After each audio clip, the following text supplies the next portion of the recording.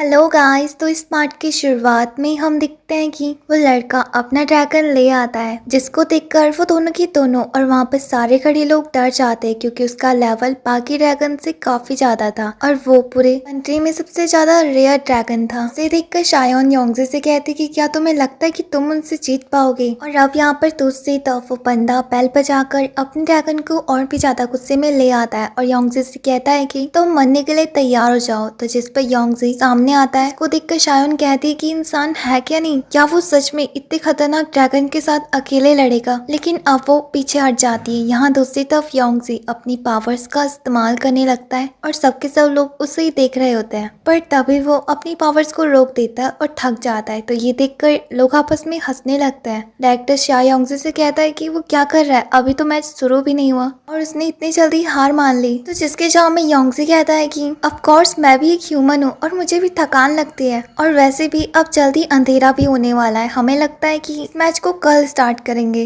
तो जिस पर एम्पायर उसकी बातों पे एग्री हो जाते हैं और कहते हैं कि ठीक है, तो ये मैच कल शुरू होगा। इसी के साथ हमें रात का सीन दिखाया जाता है जहाँ पर योंगजे सारे मेहमानों के साथ बैठकर खाना खा रहा होता है। तभी उसके पास शायोन भी आ जाती है और वो भी उसके साथ ड्रिंक करने लगती है। अब यहाँ पर योंगजे शायोन से पूछता है कि क्या हुआ, सब कुछ ठीक है। तो जिस पर शायोन कहती है कि सब कुछ कैसे ठीक हो सकता है, तुम्हें पता है ना कल हम दोनों के पास आखिरी मौका है। वेल मैं जानती हूँ कि तुम जरूर जीत जाओगे, है ना। तो जिस पर योंगजे कहता है कि क्या तुम्हें सच में लगता है कहीं जिसे आज तुम हीरो बोल रही थी कल वहाँ पर वो कुत्ते की तरह मार खा रहा होगा। तो जिस पर शायोन शॉक हो जाती है। अब यहाँ पर दूसरी तरफ एम्पायर यिन से पूछते हैं कि तुमने उस मैटर के बारे में पूछताछ करी, आखिर उनका मर्डर किसने करा, तुम्हारी तरफ से तुम्हें क्या लगता है कि सब कुछ कौन कर सकता है। तो जिसके जवाब में यिन बताती है कि मेरा पूरा का पूरा शक दिन्यांग के लोगों पे है, वो जरूर कुछ ना कुछ छुपा रहे हैं और उनके ऊपर इतनी आसानी से भरोसा करना ये बेवकूफी होगी। पर बिना सबूत के हम उनके ऊपर पूरा ब्लेम भी नहीं डाल सकते हैं। जो भी इस काम के पीछे होगा जरूर उसका कुछ ना कुछ प्लान है, लेकिन इसका पता हम जल्द से जल्द लगा देंगे। तो जिस पर एम्पायर कहते हैं कि ठीक है। और अब यहाँ पर वो योंगजे और शायोन को देखते हैं और कहते हैं कि क्या ये लड़का सच में कल जीत पाएगा। तो जिस पर यिन कहती है कि मुझे उस पर पूरा विश्वास है, वो लड़का आसानी से हार मानने वालों से तो नहीं है, तभी तो देखो उसकी नजर में कोई भी डर दिखाई नहीं दे रहा है। और अब यहाँ पर दूसरी तरफ शायोन योंगजे से पूछती कि चलो ये सब कुछ छोड़ो, मुझे ये बताओ कि तुम्हें क्या लगता है कि कल तुम कितने तक जीत सकते हो। तो जिस पर योंगजे उसे अपनी 5 फिंगर्स दिखाता है। तो जिस पर शायोन कहती है कि 5%, तुम्हारे सिर्फ 5% चांसेस है जीतने के। तो जिस पर योंगजे कहता है कि मैंने कब कहा 5%। और अब वो यहाँ पर अपने दोनों हाथ खड़े कर देता है और कहता है कि कल मैं वापस सरेंडर कर दूंगा। तो जिस पर शायोन कहती है कि तुम मजाक कर रहे हो ना।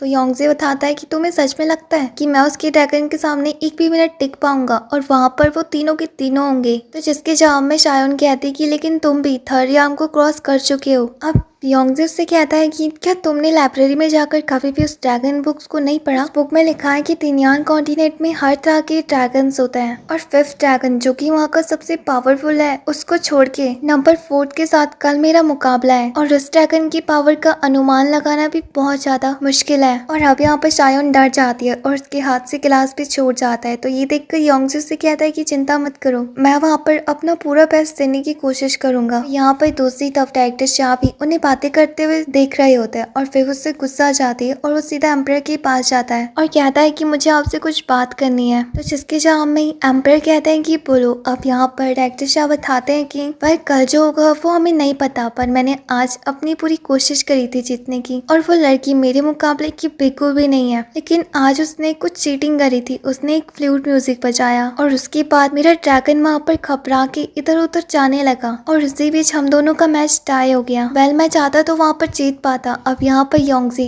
पुरानी बात को याद करता है और फिर कहता है कि मुझे नहीं पता कि तुम दोनों ने आपस में कब फाइट करी, क्योंकि उस धुएं के बीच में कुछ भी दिखाई नहीं दे रहा था, लेकिन हम सबने वहाँ पर उस बैम्बू विस्टर की आवाज सुनी थी और उस बात को सुनकर यिन को पुरानी बात याद आती है जहाँ पर वो बंदा जो कि उस दिन होटल में था उसने भी वहाँ से भागने के लिए उसी का इस्तेमाल करा था। तो जिस पर यिन को थोड़ा बहुत शक हो जाता है। अब यहाँ पर सीन प्रेजेंट में शिफ्ट होता है जहाँ पर डायरेक्टर शाह योंगजे से कहता है कि तुम्हें बीच में बोलने की जरूरत नहीं है, मैं एम्पायर से सिर्फ इतना ही कहना चाहता हूँ कि कल अगर तुम्हारे हारने पे ईस्टर्न चू की बेइज्जती होगी तो उसके जिम्मेदार सिर्फ और सिर्फ तुम होंगे और फिर तुम्हें एक सजा भी दी जाएगी। तो जिस पर योंगजे कहता है कि क्या पनिशमेंट। तो जिस पर डायरेक्टर शाह बताते हैं कि तुम्हें मार दिया जाएगा और इसकी ऐसी बातों को सुनकर शायोन कहते हैं कि तुम्हें किसने हक दिया उससे ऐसी बात करने का। अब जो होगा कल होगा। यहाँ पर वो फादर से बात कर करती कि वो योंगजी को अब जाने दे क्योंकि काफी रात हो चुकी है और उसे रेस्ट करने की जरूरत है। तो अब जिस पर एम्परर भी एग्री हो जाते हैं। अब यहाँ पर शायोन योंगजी को लेकर वहाँ से जाने लगती है। ये देखकर डायरेक्टर शाह को बहुत ज्यादा गुस्सा आने लगता है। अब हमें बाहर का सीन दिखाया जाता है जहाँ पर योंगजी शायोन से कहता है कि ठीक है अब तुम यहाँ से जा सकती हो। तो जिस पर शायोन उसका हाथ खींचने लगती है और कहती है कि चलो मेरे साथ। इसी के साथ सीन शिफ्ट होता है जहाँ पर हम यिन को देखते हैं और वो उसी डेड बॉडी के पास आई होती है। जब वो उस डेड बॉडी से कपड़ा हटाती है तो उसकी बॉडी पूरी जल चुकी थी और वो बंदा उसे बताता है कि इसका शरीर जलने की वजह से हम इसे नहीं पहचान पा रहे हैं। तो जिस पर यिन अपनी पावर से पता लगाती है कि इसकी मौत एक बटरफ्लाई की वजह से हुई है जो कि एक सीक्रेट है और शायद ये बंदा वही है जिसके ऊपर तिनयांग के प्रिंस ने अपनी बटरफ्लाई छोड़ी थी।